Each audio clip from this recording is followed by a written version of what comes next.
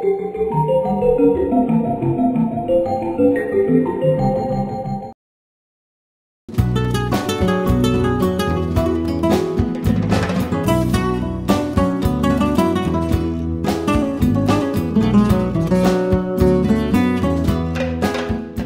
es un festival solo de la inmigración.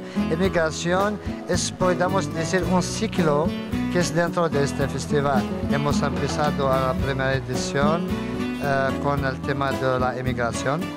El año pasado era sobre la mujer, este año sobre los gitanos. El año pasado hemos tenido 53 películas, 7.000 visitantes.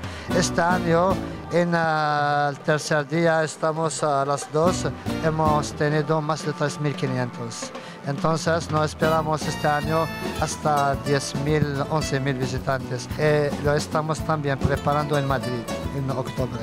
Hay películas que jamás podemos encontrar en salas comerciales. Somos todos iguales en la diversidad.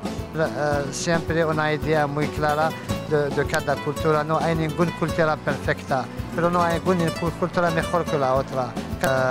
Invitarles a venir también a ver el festival porque las entradas son gratis o un euro y para infantil son gratis. Hay una programación muy interesante. Tenemos otra cosa, es el taller. Hay el señor Hisham Aloyo, que es actor, que está con jóvenes haciendo cosas para realizar un documental sobre la tercera edición. Nuestra filosofía es cada año tener un taller, un profesor con alumnos, y siempre realizar algo sobre la edición. Tienes que ver a toda esta televisión porque es verdad que hay muchas cosas que ver en esta televisión.